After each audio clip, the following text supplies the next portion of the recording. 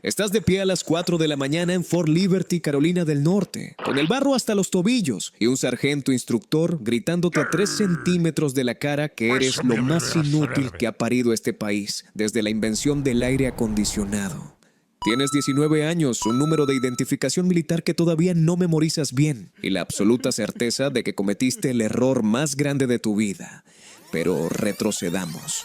Retrocedamos hasta el principio, hasta el momento exacto en que todo esto comenzó, porque para entender dónde estás, necesitas entender desde dónde saliste. Naces en algún lugar de América. Puede ser un suburbio de Cleveland donde las fábricas cerraron hace 15 años y los únicos negocios que prosperan son las farmacias de cadena y las iglesias de garaje. Tu familia no es pobre de manera dramática. Es pobre de manera silenciosa, que es peor. Pobre de que tu madre trabaja 2 turnos y aún así la tarjeta de crédito está al límite. Pobre de que la universidad es una conversación que nadie en tu casa sabe cómo tener. Tienes 17 años y el reclutador del ejército de los Estados Unidos te visita en tu escuela secundaria con una sonrisa de vendedor de autos usados y te habla de educación pagada, de estabilidad, de propósito, de ser parte de algo más grande que tú mismo.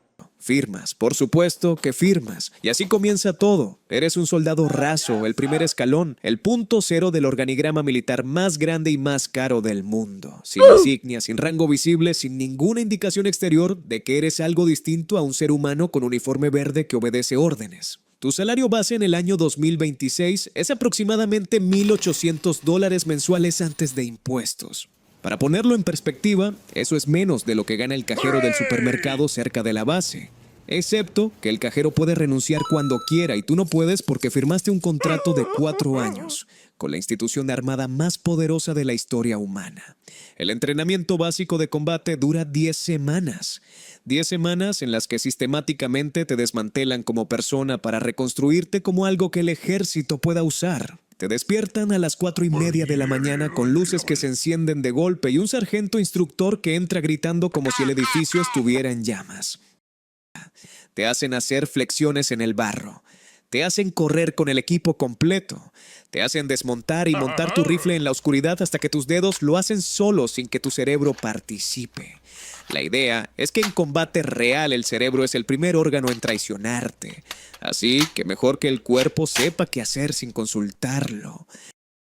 Duermes 7 horas si tienes suerte. A veces 5. La privación de sueño no es accidental, es parte del diseño, porque el ejército necesita saber cómo funcionas cuando estás agotado, porque en el campo real vas a estar agotado todo el tiempo, y aún así vas a tener que disparar con precisión y tomar decisiones que determinen si tus compañeros viven o mueren. Te sientes como basura durante la primera semana. La segunda semana empiezas a notar que puedes hacer cosas que hace 14 días eran imposibles.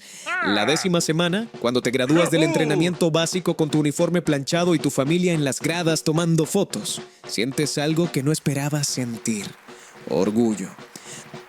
Así funciona el sistema. Te rompe para que el momento en que te vuelve a armar, sientas que lo que eres ahora vale más de lo que eras antes. Pasan meses. Si eres inteligente, si cumples, si te especializas en algo que el ejército considera técnicamente valioso, te conviertes en especialista. El 4º escalón de los rangos enlistados. El especialista es una criatura interesante dentro de la jerarquía militar, porque técnicamente está en el mismo nivel de pago que el cabo, que sí tiene responsabilidad de liderazgo, pero el especialista no manda a nadie. Y eso, en el contexto del ejército donde todo es jerarquía y autoridad y quién le da órdenes a quién, es casi una anomalía.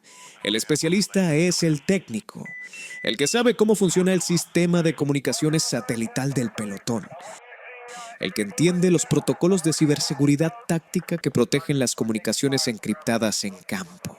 Tu trabajo no es liderar, tu trabajo es saber. Y hay una libertad peculiar en eso. Tú solo tienes que responder por tu área de especialidad. Si el sistema de comunicaciones funciona, eres invisible en el mejor sentido de la palabra. Si falla, de repente eres el centro de atención de todos y ninguno de esos focos es amable. Te sientes competente, técnicamente seguro de ti mismo. Es la primera vez desde que firmaste ese contrato que sientes que tienes algo que el ejército genuinamente necesita y no puedes simplemente reemplazar con el siguiente recluta que baje del autobús.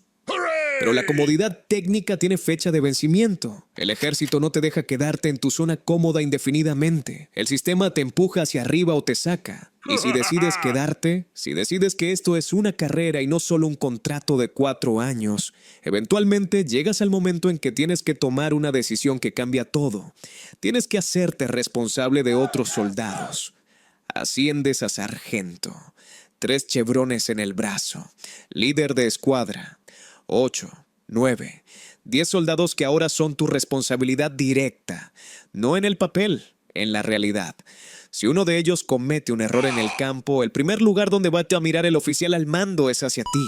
Si uno de ellos tiene un problema personal que afecta su rendimiento, tú eres la primera persona que debería haberlo notado. Si uno de ellos hace algo estúpido un sábado por la noche fuera de la base, el teléfono que suena a las 2 de la mañana es el tuyo. El sargento es, según cualquier análisis serio de la doctrina del ejército de los Estados Unidos, el rango que más impacto directo tiene sobre la vida cotidiana de los soldados.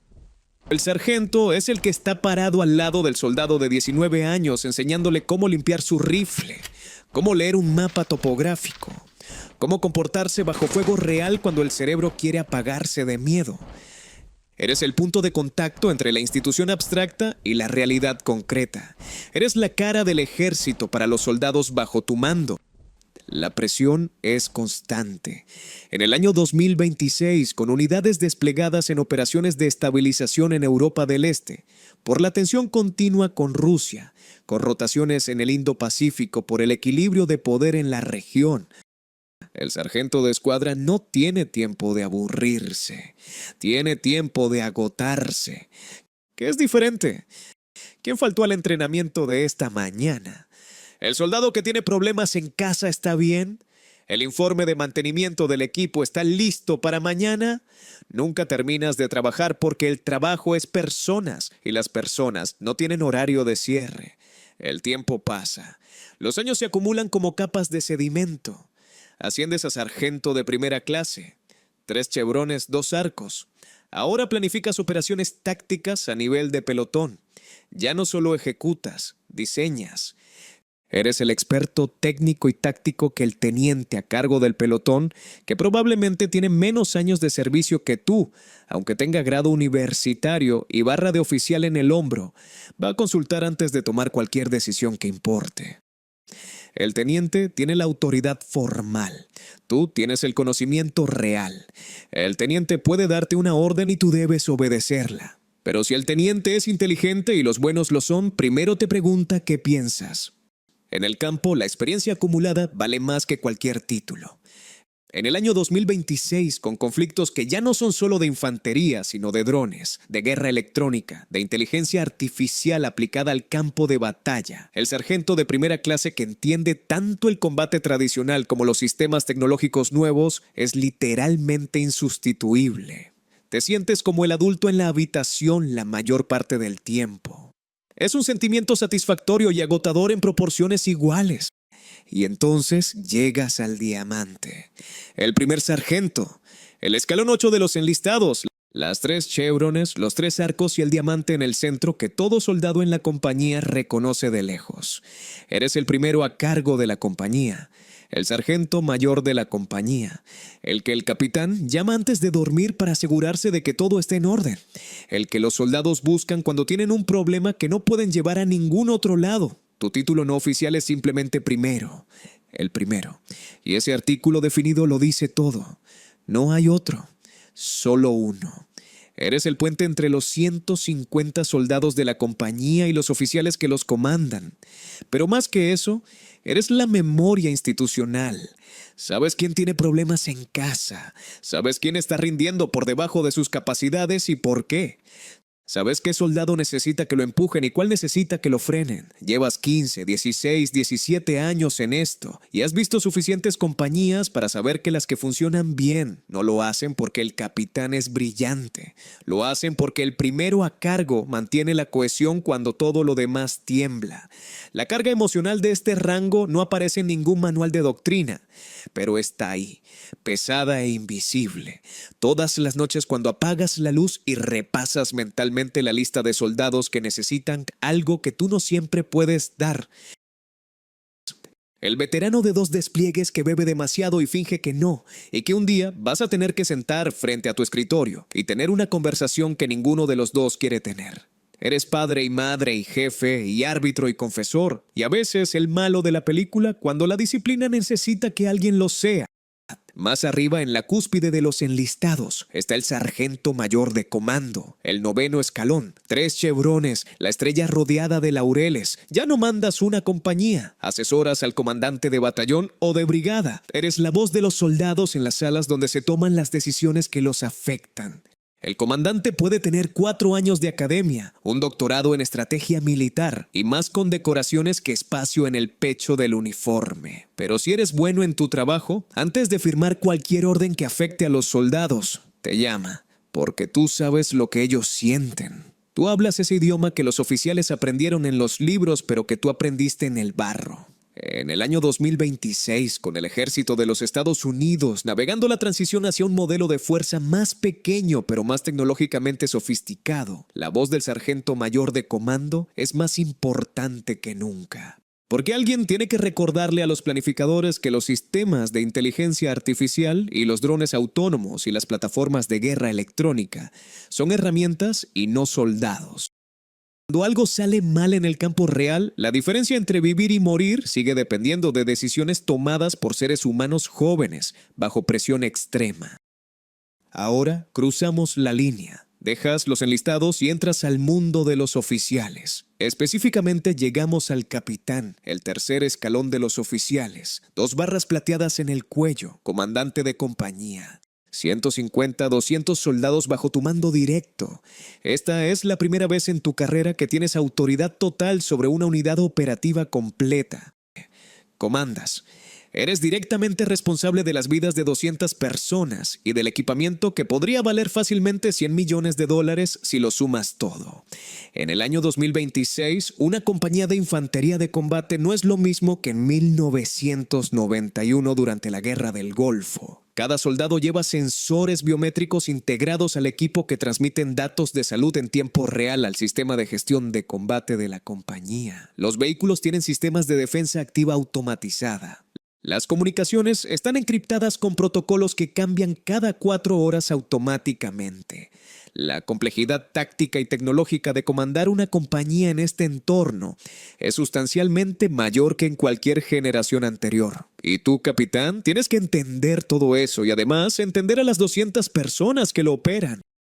La relación con tu primer sargento es la más importante de tu vida profesional. Y si no lo entiendes desde el primer día, vas a fracasar, aunque seas el graduado más brillante de West Point. El que no lo aprende comanda una compañía disfuncional y nunca entiende exactamente por qué subes. Años de servicio, evaluaciones, mando exitoso, escuela de comando y estado mayor. Eventualmente llegas a la hoja de roble plateada. Teniente coronel, comandante de batallón, 500 soldados, 3 o 4 compañías bajo tu mando. Ahora ya no conoces a todos por su nombre. Eso es el cambio más perturbador del ascenso, aunque nadie te lo advierte directamente. Cuando comandabas la compañía, conocías a cada soldado. Sabías sus nombres, sus problemas, sus fortalezas. Ahora tienes sargentos mayores y capitanes que son el buffer entre tú y los soldados. Tomas decisiones que afectan a 500 personas, y muchas de ellas son abstractas en el sentido de que no ves el impacto inmediato. Planificas operaciones en mapas y modelos computarizados. Recibes briefings de inteligencia y evalúas cursos de acción. La guerra, si llega, la verás primero en pantallas y reportes antes de verla en tierra. El costo de no poder poner cara a las consecuencias inmediatas de tus decisiones. En el año 2026, con el ejército de los Estados Unidos desplegando batallones en misiones de disuasión en el flanco oriental de la Organización del Tratado del Atlántico Norte, con rotaciones en el Mar de China Meridional como parte de las operaciones de presencia naval y terrestre conjunta, el teniente coronel toma decisiones que tienen consecuencias geopolíticas que van mucho más allá de los 500 soldados bajo su mando. La presión de ese contexto es un peso que no aparece en ninguna evaluación de rendimiento, pero que está presente en cada decisión operativa que tomas. Y entonces llegamos al final del camino. Las 4 estrellas. El general. El 10º escalón de los oficiales, el más alto en servicio activo. Solo hay un puñado en todo el ejército de los Estados Unidos en cualquier momento dado. Jefe del Estado Mayor del Ejército o comandante de uno de los grandes comandos unificados. En el año 2026, estas posiciones no son ceremoniales.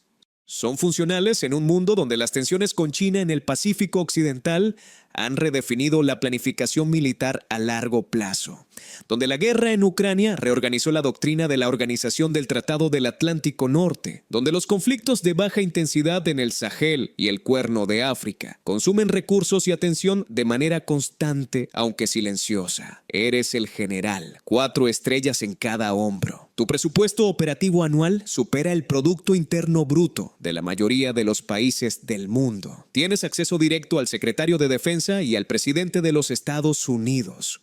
Asistes a reuniones del Consejo de Seguridad Nacional donde las palabras que dices pueden determinar si una nación entera recibe o no el apoyo militar que necesita para sobrevivir.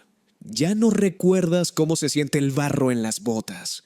Llevas décadas sin dormir en el campo. Tu día empieza a las 5 de la mañana con un resumen de inteligencia clasificado que cubre todos los puntos de tensión activos en el planeta. Y termina a las 11 de la noche con una llamada de video encriptada con algún comandante en algún uso horario que no es el tuyo.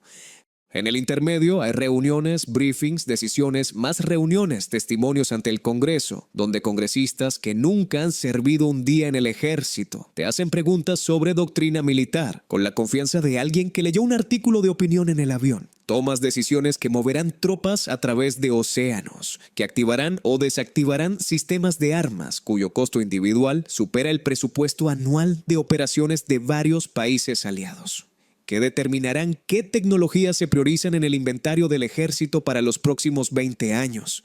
Tienes el poder real, concreto, medible en capacidad destructiva y proyección de fuerza global. Y tienes algo más que el poder que pocas personas en el planeta tienen, la responsabilidad de usarlo o de recomendar que no se use, y de saber que en cualquiera de los dos casos, personas van a morir o a sobrevivir según cómo leas la situación. No puedes permitirte errar. No en el sentido de que la institución no tolera el error, que también, sino en el sentido más personal y más pesado. En el sentido de que en algún barracón en Fort Liberty o en Fort Cavazos o en una base de avanzada en algún punto de Europa del Este hay un soldado de 19 años que descendió del autobús hace 8 semanas con una mochila y una firma en un contrato, y que las decisiones que tomas en tu oficina en el Pentágono determinarán si ese soldado vuelve a casa o no.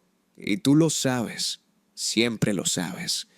No puedes olvidarlo porque lo fuiste tú. Fuiste ese soldado de 19 años en el barro de Fort Liberty con un sargento instructor gritándote a 3 centímetros de la cara. Fuiste el especialista que sabía cómo funcionaban los sistemas cuando nadie más los entendía. Fuiste el sargento que aprendió a leer a sus soldados como se leen mapas. Fuiste el primero a cargo que cargó el peso emocional de 150 vidas sin que nadie le preguntara cómo estaba. Fuiste el capitán que entendió tarde o temprano que su primer sargento sabía más que él. Fuiste el teniente coronel que vio la guerra por primera vez en pantallas antes de verla en tierra. Y ahora eres el general de 4 estrellas que toma decisiones en salas con aire acondicionado, que se ejecutan en lugares donde el aire quema o congela según la estación. Y en algún momento, en alguna noche de insomnio con el resumen de inteligencia de mañana ya impreso sobre el escritorio, te preguntas si valió la pena. Si los 30 años de barro y barracones y decisiones imposibles y teléfonos que suenan a las 2 de la mañana y despliegues que te robaron cumpleaños y aniversarios y primeras palabras de tus hijos, si todo eso se equilibra con las 4 estrellas en el hombro. Y no tienes una respuesta limpia, nunca la tendrás. Así que te lo pregunto yo a ti, que estás del otro lado mirando este camino desde afuera. ¿Tú hubieras firmado ese contrato a los 17 años sabiendo exactamente lo que cuesta cada escalón? ¿En qué rango te hubieras detenido? ¿En el orgullo técnico del especialista? ¿En la autoridad real del sargento? ¿En el mando total del capitán? ¿O hubieras seguido subiendo hasta que las estrellas pesaran más que todo lo demás? ¿Vale más el poder de mover ejércitos o la certeza de conocer el nombre de cada soldado bajo tu mando? Te leo en los comentarios.